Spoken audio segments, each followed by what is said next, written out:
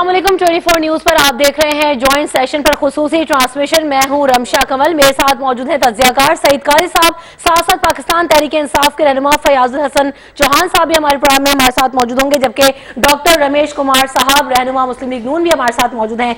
सबसे पहले आज जो बात करेंगे, वजीर आजम नवाज शरीफ ने खिताब किया ज्वाइंट पार्लियामेंट सेशन में और भारत पर यह बात वाजे कर दी कि हम वतन का कर्ज उतारने में एक लम्हे की भी ताखीर नहीं करेंगे। साथ साथ जो अहम बात थी आज के सेशन की वो ये कि उड़ी हमले की तहकीकात आलमी सतह पर कराने का भी मुतालबा किया वजीर आजम नवाज शरीफ ने और कहा कि कश्मीरियों के साथ हैं, जब तक वो आजादी की तहरीक चला रहे हैं पाकिस्तानी उनके साथ मौजूद हैं और हर तरह पर हर फोरम पर हम जिस तरह से सपोर्ट करते आए हैं कश्मीर को आगे भी करते रहेंगे। खुर्शीद शाह ने भी तकरीर की, बिलावल भुट्टो जरदारी भी इस ज्वाइंट सेशन का हिस्सा थे। इन तमाम चीजों पर बात करेंगे, लेकिन आज जो अहम चीज थी उसमें ये एक और कि तमाम पार्लिमानी जमातों के साथ साथ जिसमें पार्लिमानी रहनुमा मौजूद थे, इमरान खान आज उस असेंबली का हिस्सा नहीं थे। पाकिस्तान तहरीक इंसाफ ने ज्वाइंट सेशन का बॉयकॉट किया। सबसे पहले इसी पर बात करते हैं, फयाजुल हसन चौहान साहब की जानिब बढ़ना चाहूंगी। फयाज साहब, पाकिस्तान तहरीक इंसाफ पार्लियामेंट में मौजूद नहीं दिखाई दी एक ऐसे वक्त में जब कश्मीर का तनाजा एलओसी पर भारत की जारियत की बात हुई, तमाम जमातों ने यकजहती का सबूत दिया और पीटीआई बाहर दिखाई दी। वजह?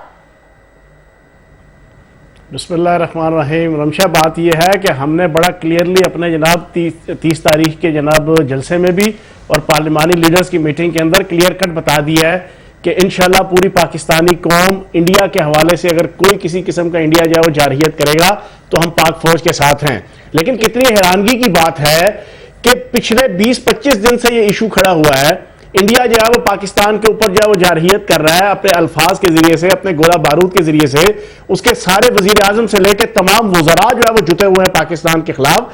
लेकिन जब तक हमने 30 अक्टूबर की डेट इस्लामाबाद ब्लॉक करने की नहीं दी थी, उस वक्त तक ना वजीर आजम साहब को कोई तौफीक हुई, ना किसी वजीर को कोई तौफीक हुई कि इस मामले में पार्लियामेंट के अंदर आकर पूरी पाकिस्तानी कौम की जबान बने। और आपके वजीर आजम साहब का आलम यह था कि वो बाहर के दौरों में लगे हुए हैं। यूएनओ के इजलास के बाद 7 दिन के लिए लंदन चले गए, वहां गुची की जूतियां खरीद रहे हैं, हिरार्ड्स में शॉपिंग कर रहे हैं और आपके लंदन के महंगे तरीन फास्ट फूड के अंदर चिकन मंचूरियन के जो है वो मजे लूट रहे हैं। लेकिन जैसे ही इमरान खान साहब ने 30 सितंबर को जो है वो 30 अक्टूबर की डेट दी, फौरी तौर पर इनको पार्लियामेंट भी याद आ गई, पार्लिमानी लीडर्स भी याद आ गए, इनको असेंबली भी याद आ गई। लेकिन फयाजुल हसन चौहान साहब, ये जो बात की गई है, ये जो ज्वाइंट सेशन इजलास बुलाया गया, उसकी वजह ये थी कि भारतीय जारियत का जवाब देने के लिए, उनको मुत्तहिद दिखाने के लिए इजलास बुलाया गया। तो क्या वजह थी कि पाकिस्तान तहरीक इंसाफ क्या उसमें शमूलियत नहीं कर सकती थी? उस वक्त आकर बैठते, कम से कम आलमी सतह पर तो ये मैसेज जाता कि पाकिस्तान मुत्तहिद है, तमाम जमातें मुत्तहिद है। हमने रमशा बड़ा क्लियर कट जो है वो पार्लिमानी लीडर्स की मीटिंग के अंदर भी, अपनी प्रेस कॉन्फ्रेंसेस के जरिए भी, हमने अपने जलसे के जरिए भी मैसेज दे दिया है कि पूरी पाकिस्तानी कौम मुत्तहिद है। लेकिन यह कितने अफसोस की बात होती है कि जंगी हालात में बदतरीन हालात वो होते हैं कि जब उस मुल्क का वजीर आजम पर करप्शन के इल्जामात हो। जनाबे वाला, ये अपनी करप्शन छुपाने के लिए पार्लियामेंट, ये अपनी करप्शन छुपाने के लिए एलओसी के हालात, ये अपनी करप्शन को छुपाने के लिए मसला कश्मीर को इस्तेमाल कर रहे हैं। आप बताएं, 120 दिन हो चुके हैं ये कश्मीर की तहरीक को चले हुए, आपके कम से कम 100 से ज्यादा कश्मीरी शहीद हो चुके हैं, सैकड़ों नाबीना हो चुके हैं। आप बताएं कि इन 120 दिनों के अंदर पहले तो इनको ये तौफीक नहीं हुई कि ये असेंबली के अंदर आके कोई बात करें। असेंबली को तो ये जूते की नोक पर रखते हैं। इन हालात के अंदर ये हमसे तो को रखेंगे? ये बाहर जो है वो आपकी गुची की जूतियां खरीदने लगे हुए हैं, हिरार्ड्स में शॉपिंग करने लगे हुए हैं, इनकी लंदन की और यूरोप की आनियां जानियां खत्म नहीं हो रही। तो हमसे ये इस चीज की तवक्को ना करें। हम तो एक बात ज़हन में रखते हैं कि उस वक्त तक पाकिस्तान का दफा नहीं हो सकता जब तक पाकिस्तान की करप्ट क़यादत को जो है वो उतारा नहीं जाता और एक दयानतदार और जुर्रतमंद क़यादत को लाया नहीं जाता। और फिर उसके अलावा एक चीज और बड़ी वाज़ेह है। आप मुझे यह बताओ रमशा के मोदी पिछले 4 माह से पाकिस्तान के खिलाफ बकवासात कर रहा है, आलमी जो है वो रवायात को बाला ताक रखते हुए पाकिस्तान के अंदरूनी हालात में जो है वो दखलंदाजी कर रहा है। कितनी दफा नवाज शरीफ साहब ने जबान खोली है इसके खिलाफ? उस वक्त तो उनको कोई तौफीक नहीं हुई। अब ये अपनी सिर्फ जान बचाने के लिए कि जब इनकी जो है वो पार्लियामेंट के हवाले से और हुकूमत के खिलाफ किसी किस्म की कोई मूव बनती है तो इनको पार्लियामेंट याद आ जाती है, इनको ज्वाइंट सेशन याद आ जाता है। तो हम इनकी किसी ऐसी साजिश का शिकार नहीं होंगे। जहां तक बात इंडिया के हवाले से है, इंडिया के खिलाफ हम पूरी कौम पाक फौज के साथ खड़ी है। ठीक है फयाज साहब, डॉक्टर रमेश कुमार साहब की जानिब बढ़ते हैं। डॉक्टर रमेश, जिस तरह से फयाजुल हसन चौहान साहब ने कहा कि इससे पहले क्या कोई इजलास बुलाने का ख्याल क्यों नहीं आया, चाहे कोई पनामा का मामला हो, एलओसी की बात हो, कश्मीर में 90 से ज्यादा दिन हो गए कर्फ्यू लगे हुए, तब तो पार्लियामेंट का ज्वाइंट सेशन नहीं हुआ। जिस दिन इमरान खान ने धरने की बात की दोबारा 30 तारीख को, उसके बाद जो है ये इजलास भी बुलाया गया, तमाम ऑपोजिशन और जो जमातें हैं वो मुत्तहिद हो गई। मैं समझता हूं जो पाकिस्तान का जो मीडिया है वो एक आंख है, सबको पता है। ये अगर इस तरीके से क्रेडिट लेना चाहेंगे तो इनको क्रेडिट नहीं मिलेगी।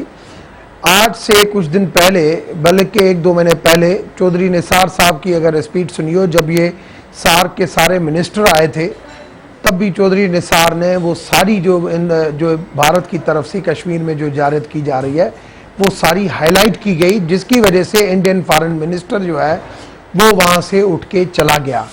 आपको याद होगा, मेरे ख्याल में काजी सईद साहब आपके पास यहाँ पे मौजूद हैं, वो मेरे मौक़िफ़ के बाद वो उन चीज़ों को ज़्यादा जो है वो एक अच्छे एनालिस्ट हैं, वो उन चीज़ों को ज़्यादा देखेंगे। दूसरी चीज़ ये कि प्राइम मिनिस्टर जब UN के इजलास में गए तब इनका कोई हमें प्रेशर नहीं था। कश्मीर का इशू बहुत इन्होंने बड़ी बातें की आज़ाद कश्मीर की इलेक्शन के दौरान, इसने भी बातें की, इमरान खान ने और अपना पीपुल्स पार्टी ने भी बातें की, मगर आपने देखा कि आज़ाद कश्मीर की जितने भी लोग थे उन्होंने भरपूर साथ दिया मियां मोहम्मद नवाज शरीफ का, क्योंकि उनको पता है कि सीनियर पॉलिटिशियन है, एक मैच्योर पॉलिटिशियन है, वो जो बात करते हैं वो पूरी करते हैं, यहाँ पे और किसी बातों में नहीं आना है। यही वजह थी कि आज़ाद कश्मीर की इलेक्शन फुल मैंडेट के साथ PMLN की झोली में पड़ी। उसके बाद UN जाने से पहले हुर्रियत कॉन्फ्रेंस सबसे एक मुलाकात होना, सारे लीडरों से मिलना, और उसके अलावा हमारी जो डिप्लोमेसी रही, जिस डिप्लोमेसी की वजह से हमें जो इंटरनेशनली एक इंडिया एक बहुत बड़ा डेमोक्रेटिक और सेक्युलर गवर्नमेंट, उसको हमने जिस तरीके से नंगा किया, वहां पे इतना बौखलाहट का शिकार हो गया कि उसने सोचा ही नहीं था कि कश्मीर का इशू पाकिस्तान इस तरीके से डिप्लोमेसी करके दूसरे मुल्कों को अपने साथ मिला के टर्की भी इनके लिए ओपनली खड़ा हो जाएगा, ईरान भी इनके लिए ओपनली खड़ा हो जाएगा, रशिया भी इनके लिए ओपनली खड़ा हो जाएगा, चाइना भी इनके लिए ओपनली खड़ा हो जाएगा, ये इन्होंने कभी सोचा ही नहीं था। उसके बाद जब ये बौखलाहट का शिकार हुए, ये सारी चीजें 30 सितंबर से पहले की है। उसके बाद इंडिया जैसा मुल्क एक परेशान हो गया, उसने जाके कभी सिंतास मुआहदे की बात की जो 1960 में जनरल अयूब और जवाहरलाल नेहरू के बीच में बना, जो 65 और 71 में नहीं टूटा, उसकी बातें की। मोस्ट फेवरेट नेशन को क्वेश्चन मार्क बनाया, फिर स्ट्राइक की बहुत सारी बातें की। हर जगह पे इंडिया झूठा पड़ता गया। हम आज भी चाहते हैं कि पाकिस्तान और इंडिया दोनों मिलकर कश्मीर का अमन इस खित्ते में तब हो सकता है जब कश्मीर का इशू हल होगा। लेकिन आप जो बातें कर रहे हैं वो मुझे लगता है कि बड़ी आइडियल स्टेट्स की बात कर रहे हैं, लेकिन ग्राउंड सिचुएशन बड़ी मुख्तलिफ दिखाई दी। आपने बात की कि UN में जो तकरीर की गई वजीर आजम ने वो मुशावरत से की, लेकिन जो दीगर पार्टीज हैं वो उस पर तनकीद करती रही कि वजीर आजम अगर मुशावरत कर लेते तमाम जमातों से बेहतर होता। आप क्या समझते हैं सईद काजी साहब, क्या वाकई ऐसा है कि जो पार्लियामेंट सेशन है आज रमशा, मेरी बात अभी कंप्लीट होने दें। रमेश साहब को मुकम्मल कर लेने दीजिए, आप जल्दी से बता दें फिर हम। रमेश साहब देखिए, बात सिंपल में ये है कि हमने जहां से हमें इनपुट लेनी थी, फॉरेन पॉलिसी 10 साल से हमारी नाकाम जा रही थी, इन 3 सालों में हमने डेवलप किया। आज बार बार सरताज अजीज के बारे में कहा जाता है कि भाई फॉरेन, मैं समझता हूं सरताज अजीज जैसा कोई कॉम्पिटेंट बंदा नहीं है जो इस तरीके से डिप्लोमेसी कर रहा है। मलिया लोधी वहां पे बैठी है, UN सेक्रेटरी को जिस तरीके से बान की मून को जिस तरीके से हमने सारी चीजें पेश की है। और दूसरी चीज इन्होंने बताया कि भाई 30 सितंबर के बाद ज्वाइंट सेशन, आप उसका फयाजुल चौहान के मैं जवाब दूं, फिर आप काजी साहब के पास जाएं कि हम पार्लियामेंटी पार्टी का इजलास बुलाते हैं, जिसको प्रेजाइड प्राइम मिनिस्टर करते हैं, वहां पे वो आते हैं, और उसके बाद नेशनल सिक्योरिटी की मीटिंग होती है। वो चीफ मिनिस्टर जिन्होंने 30 सितंबर के जलसे में कैपिटल लैंग्वेज यूज की, हमने उनको दावत दी, वो यहां पे आए और वो नेशनल सिक्योरिटी का इजलास अटेंड करते हैं उसी प्राइम मिनिस्टर की सदारत में। मगर आज के इस इजलास से पहले पता नहीं क्या इनके PTI के खुद MNAs कहते हैं कि शेख रशीद साहब वहां पे गए, पता नहीं इमरान खान को क्या कहकर आ गए कि उन्होंने अचानक जो है पार्लियामेंट का बायकॉट कर दिया। उनके खुद एमएनएस कह रहे हैं और उनको मीटिंग के दौरान भी कहा है। ठीक है। अच्छा सईद काजी साहब, जिस तरह से बात कर रही थी, मैं आपसे पूछना चाह रही थी कि फयाजुल हसन चौहान साहब ने कहा कि एक सेशन जो है वो बेसिकली फेस सेविंग है वजीर आजम के लिए। क्या वाकई एक ऐसा मौका है जिस पर फेस सेविंग करनी चाहिए या पॉइंट स्कोरिंग करनी चाहिए? दोनों जमातों की जानिब से मैं पूछना चाहूंगी कि क्या आप एनालिस्ट हैं, तज्जिया रखते हैं आज के इजलास पर? नहीं, पॉइंट स्कोरिंग अगर नहीं करनी चाहिए तो फिर जो हुआ है उसका क्या नतीजा निकला? हाँ। इससे पहले हमने एपीसी की थी, जब ये एनएपी बनाई हमने, और ये जो मामला हुआ पेशावर के स्कूल वाला मामला हुआ, हम सारे इकट्ठे होते हैं, पार्लियामेंट ऑलरेडी मौजूद है, पार्लियामेंट के होते हुए किसी और यहाँ पे सारे पार्लियामेंटेरियंस बैठे हुए हैं, तो ये हम क्या करते हैं? मिसाल के तौर पे ये बिल्कुल मुझे ऐसे लगता है जैसे सुप्रीम कोर्ट ऑफ पाकिस्तान मौजूद है, जुडिशियल कमीशन हम क्यों बनाएं भाई, जब ऑलरेडी ये इदारे मौजूद हैं? तो ये इसकी क्या जरूरत है? एक तो पहली बात, तो क्या ये पार्लियामान कोई ऐसा खुदा न खास्ता इदारा है कि जहां पे कोई बात नहीं हो सकती, जिसे हम सबसे मुअज़्ज़ज़ और मुकद्दस इदारा समझते हैं? और दूसरी में एक और आपको बात बताऊं, हम वो हैं जो दुबई की प्रॉपर्टी मार्केट फतह करने वाले हैं, कश्मीर फतह करने वाले नहीं है। हम वो हैं जो है इंग्लैंड की प्रॉपर्टी मार्केट फतह करने वाले हैं। क्या हमारा मकसद सियासत में यही रह गया है? अब एक इशू सामने आ गया है, एक पब्लिक कंजम्पशन का मामला है, पीटीआई हो, पाकिस्तान मुस्लिम लीग नून हो, उस पर इनकी एक अपनी लड़ाई है, आधे सरमायादार इधर है, आधे सरमायादार इधर है, आपस में खींचातानी लगी हुई है, करप्शन के खेल हो रहा है। तो मेरे ख्याल में Imran Khan in his own right, मुझे ये लगता है कि जिस तरह भी फयाजुल हसन चौहान साहब कह रहे थे कि ये मैं अब आपको इसकी तख्ती कर दूं, इसका मैं वो एनालिसिस कर दूं। इमरान खान ने ये समझा कि ये कश्मीर के इशू को, जो इमरान की आन सलाट है मुस्लिम लीग नून पर, उसको डाइल्यूट करने के लिए, उसको तहलील करने के लिए इस्तेमाल कर रहे हैं, जो उन्हें बिल्कुल आफ्टर थॉट आया बाद। हालांकि वो शाहजेब खानजादा की प्रोग्राम में कुछ और कह रहे थे, जब ये मुशावरत हुई तो उसके बाद उन्होंने समझा कि हम नवाज शरीफ साहब को वो ब्रीदिंग स्पेस नहीं लेने देंगे। तो ये रियल पॉलिटिक्स की बात करें, आइडियलिज्म की बात ना करें। ये इसलिए इलेक्शन में जो है कुछ तलवार सौंप कर नहीं आए कि ये फतेह हिंद करने आए हैं, ये अपने अपने कारोबार चलाने आए हैं, अपने अपने धंधे करने आए हैं। खेल चल रहा है, जब तक इस मुल्क के अवाम ये सहते रहेंगे और ये जो थिएटर ऑफ द एब्सर्ड देखते रहेंगे, अब निकल के सफाई नहीं करते, ये सिलसिला चलता रहेगा। रमशा, बिल्कुल ये सिलसिला चलता रहेगा। और मैं आपसे ये भी जानना चाह रही थी सईद काजी साहब के पार्लियामेंट में मुश्तरका इजलास जो आज बुलाया गया, इसमें वजीर आजम नवाज शरीफ आए, आपने एपीसी का जिक्र किया और इससे पहले कई ऐसे सानहात का भी जिक्र किया जिसके बाद जॉइंट सेशंस होते रहे। लेकिन क्या हम किसी सानहे के मुंतजर रहेंगे कि जब भी अगर पूरी जमातों को इकट्ठा होना हो तो कोई सानहा होगा, तभी हम एक पेज पर दिखाई देंगे, वजीर आजम जवाब देंगे? फिर वजीर आजम ने खुद को कहा कि मैं एहतसाब के लिए पेश करता हूँ खुद को, लेकिन उसके बाद उस तरीके से तहकीकात नहीं कराई। और आज की एपीसी का एक और अहम एजेंडा ये कि डिप्लोमेसी जो है, हमारी फॉरेन पॉलिसी जो है, वो कहाँ स्टैंड। कम चीजों पर मैं बात करना चाहूंगी, लेकिन यहाँ पर ब्रेक लेते हैं, ब्रेक के बाद वापस आएंगे, गुफ्तगू के सिलसिले को आगे बढ़ाएंगे, हमारे साथ रहिएगा।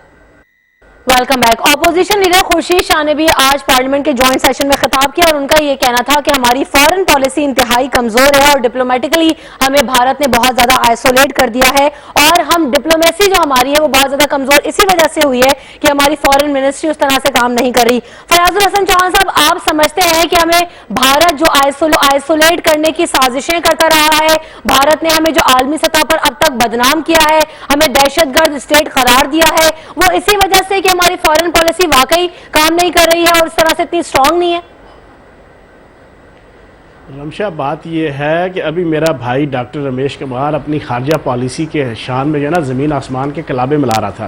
इनकी खारजा पॉलिसी का आलम यह है कि पार्लियामानी लीडर्स की मीटिंग होती है तो तारिक फातमी साहब बैठे होते हैं अंदर, और आज जो है वो पार्लियामेंट का इजलास होता है तो तारिक फातमी साहब बाहर होते हैं और सरताज अजीज साहब बैठे होते हैं। इनकी खारजा पॉलिसी का आलम यह है कि जनाबे वाला बां की मून ने पहली दफा आपके अक़वाम मुत्तहिदा के इजलास के अंदर अपनी तकरीर में कश्मीर का नाम लेना गवारा नहीं किया, तज़किरा करना गवारा नहीं किया। और इनकी खारजा पॉलिसी का आलम यह है कि इनकी खारजा पॉलिसी मैं आपके सामने रख देता हूं क्या है। इनकी खारजा पॉलिसी है जनाब गुची के जूते, हिराल्ड्स की शॉपिंग, आपके जनाब लंदन के महंगे तरीन फास्ट फूड में चिकन मंचूरियन, और आपके बालों की जनाब हेयर ट्रांसप्लांटेशन। और आखिरी इनकी जो खारजा पॉलिसी का नुकता है वो है ओबामा के सामने पर्ची खोल के बैठ जाना। टोटल इनकी दाखिला खारजा पॉलिसी ये है जनाबे वाला, ये खुद सीरियस नहीं है। और फिर दूसरी तरफ मुझे ये बताएं, आप पार्लियामेंट के तकद्दुस की बात करते हैं, इनसे पूछो कि 3.5 सालों में इन्होंने पार्लियामेंट को कितनी जो है वो अहमियत दी।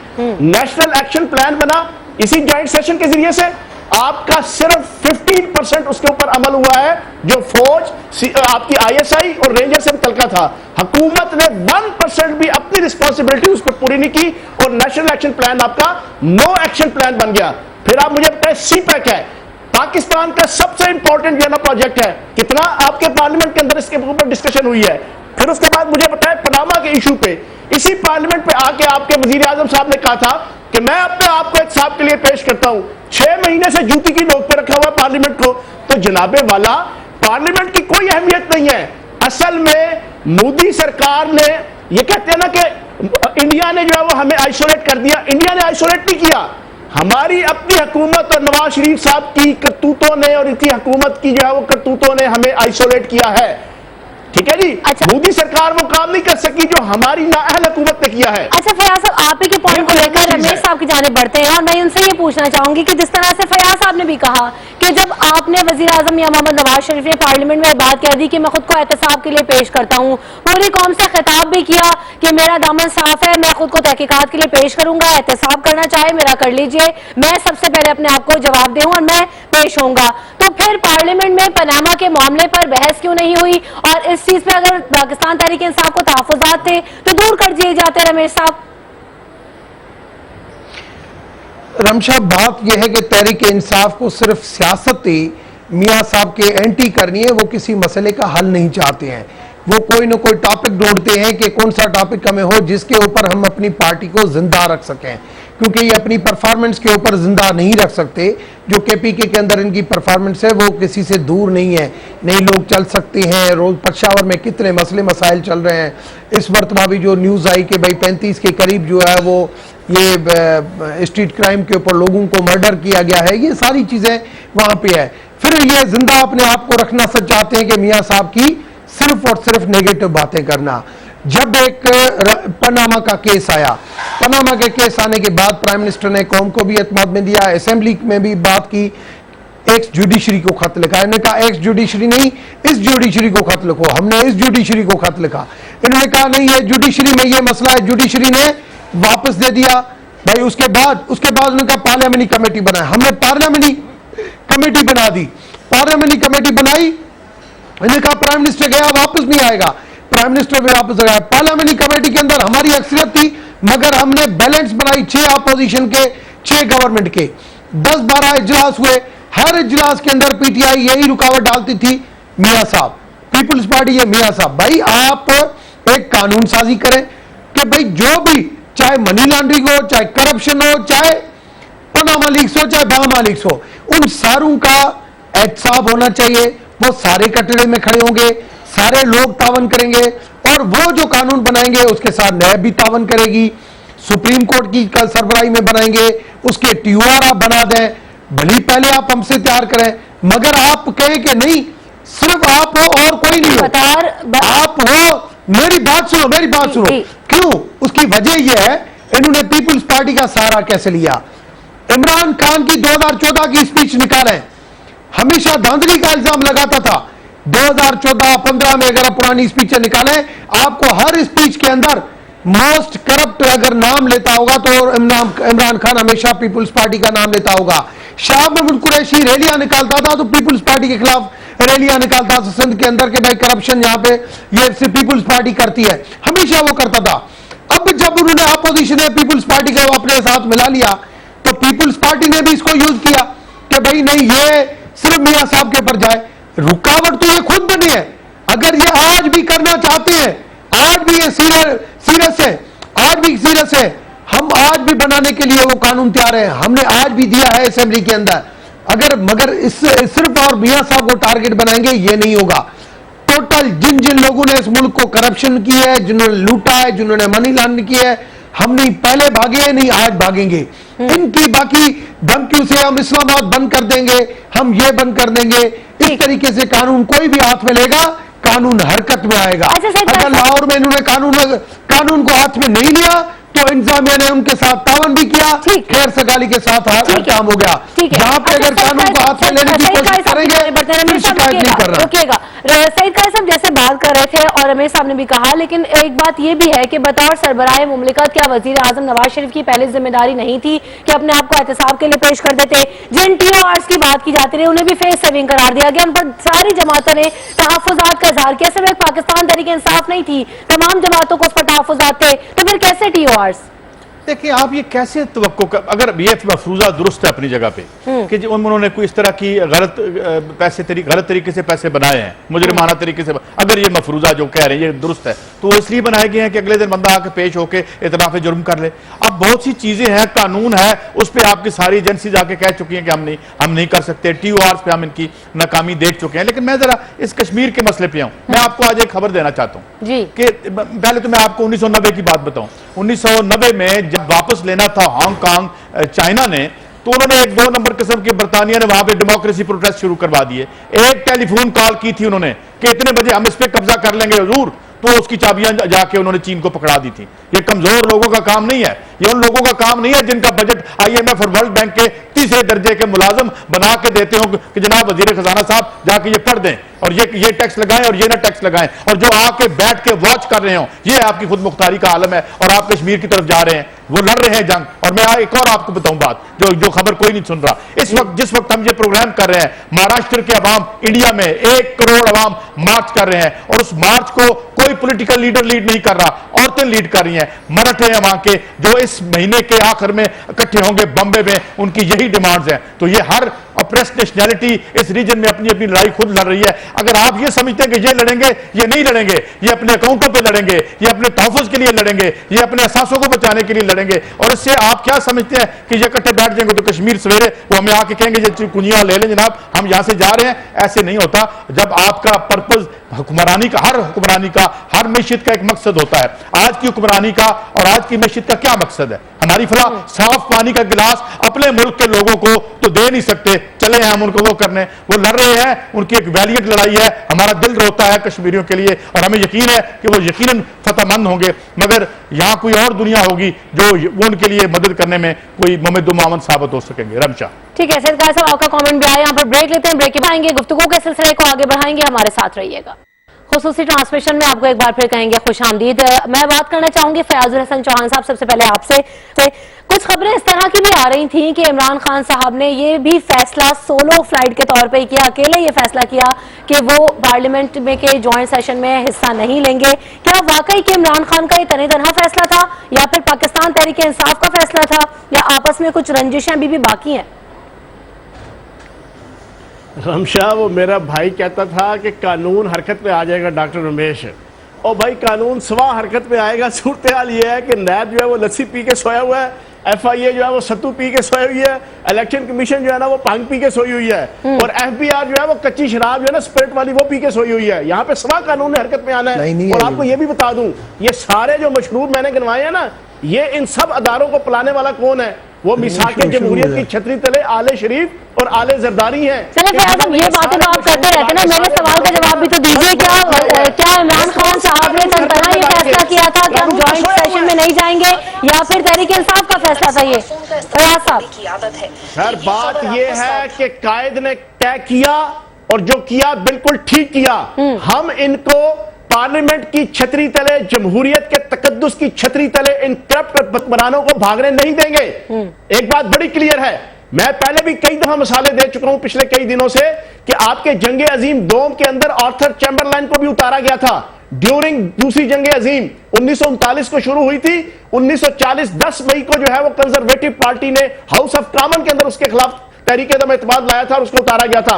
हालांकि पूरे का पूरा बरतानिया जो वो जमीबोस हो चुका था उस वक्त जंगी हालात के अंदर। बात यह है कि जिस मुल्क का लीडर बददियानत, टकेबार, पैदागीर और नौसरबाज होगा, उसको चाहे जंग हो रही हो, कौम का फर्ज बनता है कि उसके खिलाफ एजिटेशन करे, उसको उतारे, ताकि एक जुर्रतमंद और दयानतदार क़यादत को आगे लेकर आए। ठीक है, काजी साहब की जानिब बढ़ती हूँ। काजी साहब, जिस तरह से फयाज साहब ने बात की कि हम जमहूरियत को सपोर्ट करते हैं लेकिन जो है एहतसाब जरूर होना चाहिए, पाकिस्तान पीपल्स पार्टी का भी यही मौकिफ है, लेकिन वो पार्लियामेंट के अंदर मौजूद है उन्होंने सुनवाई भी की, अपनी बात डिलीवर भी की, पूरी कौम ने उसको सुना भी। क्या तहरीक इंसाफ का फैसला सही था कि आज से पार्लियामेंट के इजलास का हिस्सा होना चाहिए था या नहीं होना चाहिए था? आप समझते हैं कि अगर बात की जाए खुशी शाह की, बिलावल की, तो वो वहां पर मौजूद थे, उन्होंने एड्रेस किया, उन्होंने फेस किया इस चीज को। देखिए, हम जब एट हैंड हो, हमने एनालिसिस करना है किसी चीज का, तो एक तो ये है तरीका कि आप एक टेक्स्ट बुक मॉरल्स वाला कर दें, ये करना चाहिए था, डूज डोंट्स। एक तो वो है ना जो सतह अखलाकी जो हमें कहानी पढ़ाई जाती है, एक वो कहानी है जो असल कहानी होती है इक्तदार की,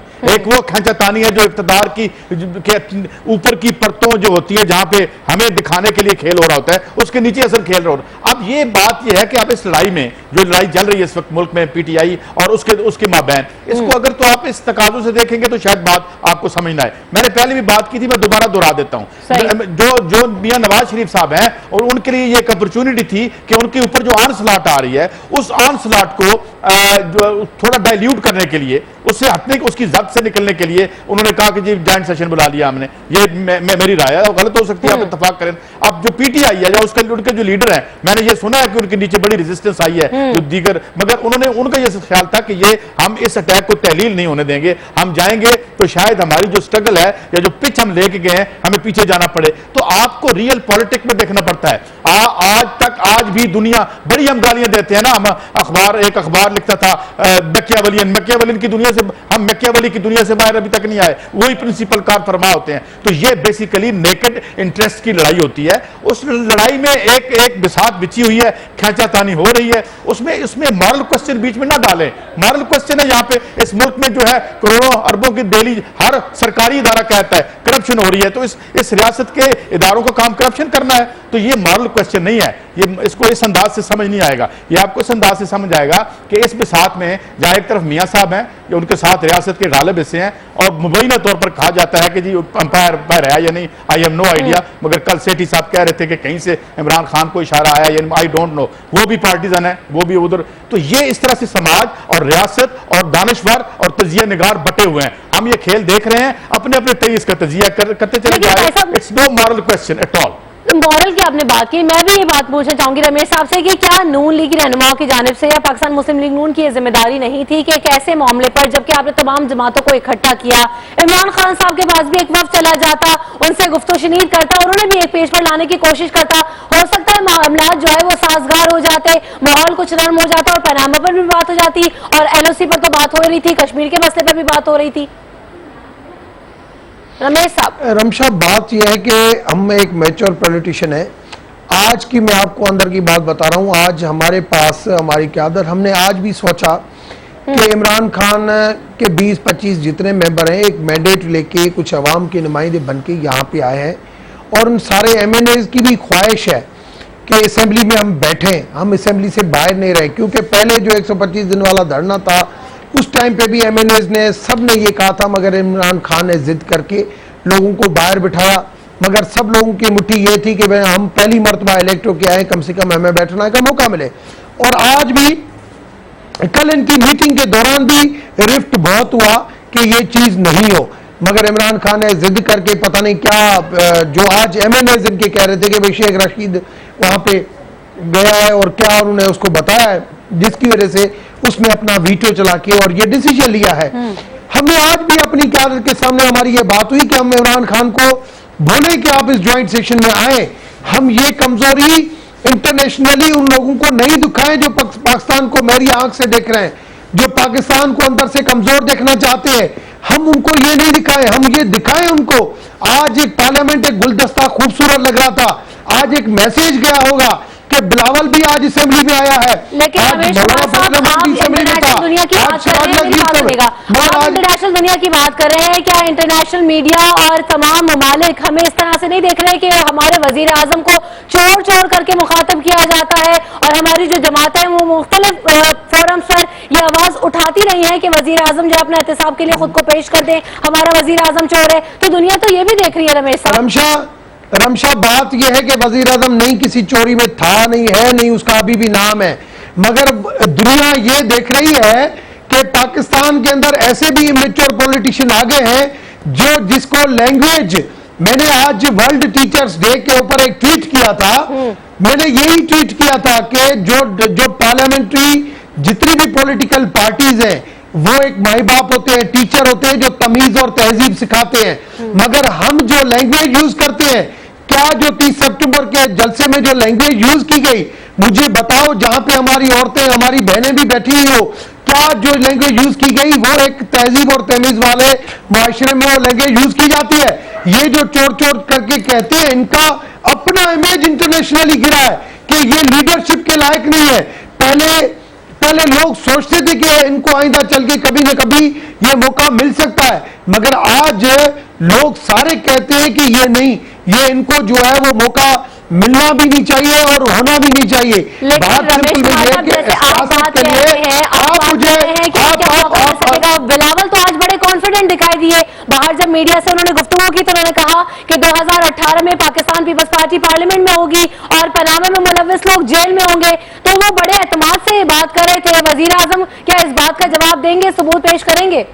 फिर फयाज साहब की जाने बढ़ूंगी। देखिए, पीपुल्स पार्टी को कितनी मर्तबा हुकूमत मिली है, मगर पीपुल्स पार्टी ने अपनी लास्ट 5 साल की जो कारकर्दगी दिखा के, चाहे कश्मीर को किस इशू कहां तक उन्होंने हाईलाइट किया या नहीं किया वो भी आपके सामने है, चाहे उन्होंने करप्शन को कितना सपोर्ट किया, चाहे उन्होंने लॉ एंड ऑर्डर सिचुएशन को, कराची में रोजाना 15 लाशें उठती थी, क्या उन्होंने किया, क्या उन्होंने बलोचिस्तान के अंदर कितनी दहशतगर्दी थी, क्या उसके ऊपर क्या हाईलाइट, वो सारी उसकी कारकर्दगी उनको 3 सूबों से आउट कर बैठी। सिंध में थोड़ी बहुत उन्होंने अक्सरियत ली, मगर 3 सूबों से आउट हो गई। इस वजह से बिलावल एनर्जेटिक है, मोहतरमा का खून है, मगर मैं नहीं समझता हूं कि पीपुल्स पार्टी का भी अभी कोई 2000 इमरान खान खुद कहता है कि अगर हमने मियां साहब को 2018 तक हुकूमत करने दी तो फिर 2023 तक मुझे इंतजार करना पड़ेगा। मैं कभी इसको 2000, क्योंकि उनको पता है कि इस वक्त 2018 तक लॉ एंड ऑर्डर सिचुएशन पूरी कंट्रोल हो जाएगी, पावर क्राइसिस पूरा कंट्रोल हो जाएगा, इकोनॉमिकल सूरत हाल पूरी बेहतरी की तरफ चली जाएगी, सीपेक 50% कंप्लीट हो जाएगा। ये जो सारी चीजें हैं, ज़र्बी अदब कंप्लीट, ये सारी चीजें इनको बुखलाहट का शिकार में डाल रही है। जो ये मेट्रो की और मोटरवे की शिकायतें करते हैं, वही मोटरवे सवात में बना रहे हैं, वही मेट्रो पेशावर में बना रहे हैं। बातें करना इजी है, इनको पता है कि यहाँ पे आवाम क्या चाहती है। जब लोगों ने की है, आपने निशानदेही की, आपने बात की सीपैक की, ज़र्बे अज़ की, दीगर मंसूबों की, बिजली पर काबू पाने की, बिजली के बहरान पर काबू पाने की, ये तमाम जो मंसूबे हैं ये अपोजिशन की आंख में खटकेंगे और इनके लिए प्रॉब्लमेटिक भी हो सकते हैं। फयाज साहब, क्या वाकई ऐसा होगा पाकिस्तान पीपल्स पार्टी और पाकिस्तान तहरीक इंसाफ के लिए ये मंसूबे और आपकी आंखों में खटक सकते हैं, मुश्किल पैदा करेंगे आपके लिए आइंदा आने वाले इंतखाबात में? रमशा, पहली बात यह है कि ये बार बार कह रहे हैं कि कल पीटीआई के इजलास के अंदर तमाम एमएनएज और पार्टी के लीडर्स जो है वो इमरान खान साहब से तकरार और इसरार करते रहे हैं कि असेंबली के अंदर जाना चाहिए। मैं इनसे पूछूंगा कि क्या आपकी पार्टी के अंदर किसी एमएनए को, किसी लीडर को जुर्रत है कि वो नवाज शरीफ के सामने मीटिंग में के हाथ जोड़ के कि नवाज शरीफ साहब खुदा का वास्ता है जिद जाने दो, और क्यों अपनी करप्शन के पीछे जो है वो पाकिस्तान को भी तबाह कर रहे हो, जमहूरियत को भी बदनाम कर रहे हो और अपने खानदान का भी बेड़ा गर्क और सत्यानाश फेर रहे हो पूरी दुनिया के सामने? क्या किसी ने हाथ जोड़ के कहा कि जनाबे वाला जर्मनी, यूरोप, अमेरिका और यूके और यूएसए के तमाम बड़े मैगजीन्स और अखबारात के अंदर 10 बड़े चोरों की तस्वीरें जो लग रही हैं, नवाज शरीफ साहब सबसे ऊपर आपकी तस्वीर लग रही है, खुदा का वास्ता आप साहब के लिए अपने आप को पेश कर दो। और भाईजान, ये रवायात आपकी पीटीआई के अंदर ही मिलेंगी कि राय खुल के हर कोई देता है, लेकिन यहां पर सारे के सारे मौरूसी सियासत और मिरासी सियासत के जो अलमबरदार लोग बैठे हैं जो जी हजूरी करेंगे नवाज शरीफ के सामने। दूसरी चीज, मेरे भाई ने बड़ी बड़के मार के ना ये कहा कि पावर प्रोजेक्ट्स और पावर प्लांट्स, ये भी सुन ले, गुडानी पावर प्लांट फ्लॉप, आपका नंदीपुर प्रोजेक्ट बंद, कायद-ए-आज़म सोलर प्लांट ठप, आपका जनाब भाषा डैम के 500 अरब रुपए एलएनजी की पाइपलाइनों में ट्रांसफर कर दिए गए। ये सारा झूठ और फ्रॉड और फ्रेम और मीडिया के जरिए से लोगों को बेवकूफ बना रहे हैं। आज भी पूरे पाकिस्तान के शहरों के अंदर और देहातों के अंदर 8 घंटे से लेकर 12-12 घंटे लोड शेडिंग होती है, और फिर सुबह ही सुबह रोशनी के नाम पर वापडा की तरफ से एक मैसेज आता है कि आपके शहर में और आपके इलाके में टेक्निकल वजूहात की बुनियाद पर बिजली सुबह 9 से लेकर रात 4 बजे तक नहीं आएगी। खुद मेरे शहर रावलपिंडी शहर में ये होता है। ये झूठ बोल रहे हैं, किसी किस्म की कोई तरक्की नहीं है। इन्होंने पाकिस्तान की मईशत का, माशरत का, सकाफत का, तमद्दुन का और सियासत का बेड़ा घर पर सत्यानाश और सभा सत्यानाश फेर दिया है। हर पाकिस्तान को रुलता हुआ नहीं देख सकते, इमरान खान रुलता हुआ नहीं देख सकता, और इंशाअल्लाह हम जमहूरियत को साफ सुथरा बनाएंगे और जमहूरियत को करप्शन से पाक करेंगे और उसके लिए सबसे पहले इस आले शरीफ का एहतसाब करेंगे जिसने खरबों डॉलर पिछले 40 सालों के अंदर इस मुल्क के लूटे हैं, उसका एहतसाब इंशाअल्लाह जरूर होगा। अच्छा, काई साहब की जाने बढ़ती हूँ। काई साहब, क्या वाकई ऐसा है जैसे रमेश कुमार साहब ने दिखाया कि तमाम मंसूबे मुकम्मल हो जाएंगे, सब अच्छा है हो जाएगा 2018 तक? क्या वाकई ऐसा होगा?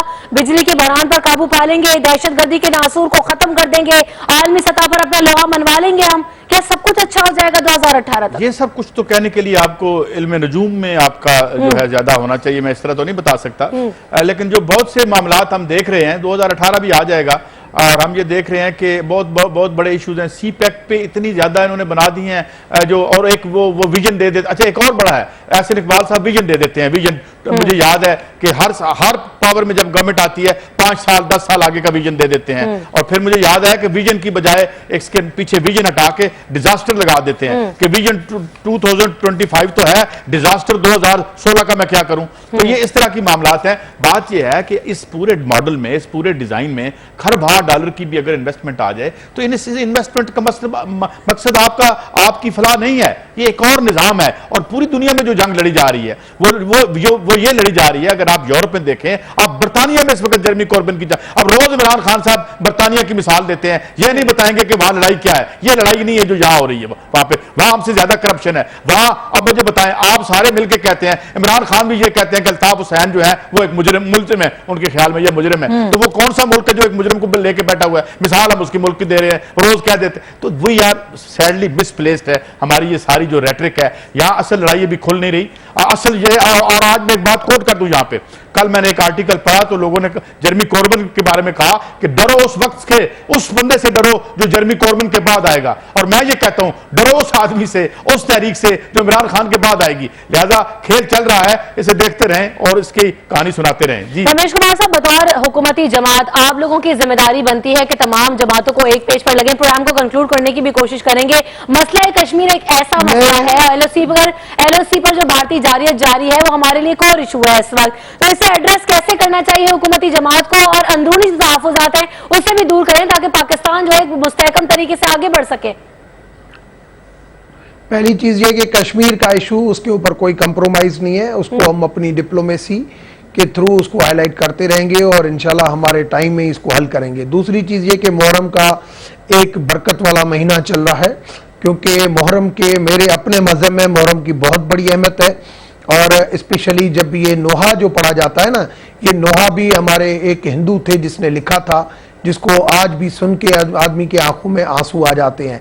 और मैं समझता हूँ इस मुबारक महीने में सारे हुक्मरानों को, इमरान खान को अल्लाह तौफीक दे कि असेंबली में बैठें और जो काम करना है असेंबली के थ्रू करें। अगर एहतसाब का अमल करना है तो भी असेंबली के अंदर बैठ के कानून साजी करें, वहां पे खुली बातें करें। अगर अवाम की खिदमत करनी है तो वो भी वहां पे करें, इलेक्टोरल रिफॉर्म करना है वो भी वहां पे करें। फोरम वो है, फोरम रोड और धरने नहीं है जहां पे हमारी माएं बहनों और इसको इस तरीके से रमेश कुमार साहब, लेके आया जाए, कहते हैं कि हाँ असेंबली में इश्यूज पर बात करें, एड्रेस करेंगे इश्यूज। फयाजुल हसन चौहान साहब, पाकिस्तान तहरीक इंसाफ क्या 30 दिन जो अल्टीमेटम दिया उस धरने से पहले इस पर मुशावरत कर सकती है, एक बार फिर असेंबलीज में जा सकती है, जैसे रमेश साहब ने भी दावत भी दे दी आप लोगों को? मैं तो सिर्फ इतना कहूंगा कि अल्लाह पाक नवाज शरीफ साहब को हिदायत दे और इस पार्लियामेंट और मसला कश्मीर और एलओसी के जनाब हालात के पीछे छुपकर अपनी करप्शन, अपनी बदयांती और अपने खानदान की करप्शन को छुपाने की कोशिश ना करें। जिस पार्लियामेंट की ये बार बार बात कर रहे हैं, उसी पार्लियामेंट के अंदर आज से 4 दिन पहले मौलाना फजल रहमान साहब ने कहा, जो इनके दाएं कक्ष में होते हैं और महमूद खान अचकज़ई बाएं कक्ष में होते हैं, मौलाना फजल रहमान ने कहा कि फाटा में कश्मीर से ज्यादा जुल्म हो रहा है और पाकिस्तान को ज़ेब नहीं देता कि जनाब वो कश्मीर की बात करे। क्या इसी पार्लियामेंट के अंदर नून लीग के स्पीकर ने या नून लीग के किसी रिप्रेजेंटेटिव ने उसको शटअप कॉल दी कि तुम ऐसे मौके पे कि जब कश्मीरी जद्दोजहद कर रहे हैं तुम प्रो इंडिया कौन सी जुबान बोल रहे हो? फिर इसी महमूद खान अचकज़ई ने इसी पार्लियामेंट के अंदर पाक फौज के खिलाफ और आईएसआई के खिलाफ और सिक्योरिटी अदारों के खिलाफ जो जो खराफात बकी वो भी पूरी पाकिस्तानी कौम ने देखी है। और आज से 3 दिन पहले इसी महमूद खान अचकज़ई ने कहा था अगर ये तय किया जाए कि फॉरेन पॉलिसी कौन चला रहा है, यानी ऑब्जेक्शन क्रिएट किया। मैं कहता हूं अगर फजल रहमान नहीं है, मैं क्यों कहता हूं अगर जनाब ये पार्लियामेंट को जो कुछ समझते हैं पूरी दुनिया जानती है ये कितना कुछ समझते हैं। ये जी। पार्लियामेंट को जूते की नोक पे नहीं रखते, लेकिन जब इनकी हुकूमत जो है वो फंसती है, इनका इक़्तिदार फंसता है, तो ये पार्लियामेंट को सर आंखों पे बैठा लेते हैं। ये इक़्तिदार नहीं, पहले फंसा है, नहीं अभी फंसेगा। पहले भी धरना आपका हुआ तो भी आपको असेंबली में आना पड़ा, असेंबली से सारी चीजें हुई। आज भी हम कहते हैं मौलाना फजल रहमान के खिलाफ भी बात करनी है, अच्छा ठीक है, मौलाना फजल रहमान के खिलाफ बात करनी है तो भी आपको मदद करनी बड़ी चाहिए। सारी बात की रमेश साहब ने कि पहले भी पाकिस्तान तहरीक इंसाफ को असेंबली में ही जाना पड़ा, पहले धरने के बाद भी, और क्या अभी भी आप जाते हुए देख रहे हैं पाकिस्तान तहरीक इंसाफ को असेंबलीज में? कोई कॉमेंट का साहब? ये आना जाना लगा रहेगा उस वक्त तक जब ये इक्वेशन बदलती नहीं, और इक्वेशन उस वक्त बदलेगी जब पाकिस्तान की वर्किंग क्लास, जिसे कहते हैं कि कॉन्शियसली इंटरवीन करेगी हिस्ट्री में। बड़ी तब्दीलियां और इवेंट्स तब भी बनते हैं जब मैसेज कॉमन लोग मेहनत कश शामिल होते हैं तहरीकों में, वरना खेल वहीं चलता रहता है जिस तरह चल रहा है। बहरहाल तमाम का आज पार्लियामेंट में मुश्तरका इजलास हुआ, तमाम जमातें हमें मुत्तहिद दिखाई दी। पाकिस्तान तहरीक इंसाफ बाहर थी, उनका अपना स्टांस अपनी जगह, लेकिन हमें पाकिस्तान के लिए और तमाम जो मसाइल हैं उनको हल करने के लिए एक पेज पर होना होगा, तभी हम इन इशूज को एड्रेस कर सकते हैं। तब तक मुझे इजाजत दीजिए, आपसे फिर मुलाकात होगी। अल्लाह हाफिज।